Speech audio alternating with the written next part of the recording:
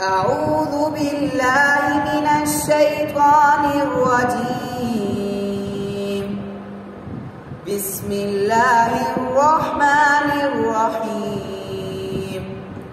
قل أعوذ برب الفلق من شر ما خلق ومن شر غاسق إذا وقب ومن شر النفاثات في العقد ومن شر حاسد إذا حسد. صدق الله العظيم. أعوذ بالله من الشيطان الرجيم. بسم الله الرحمن الرحيم.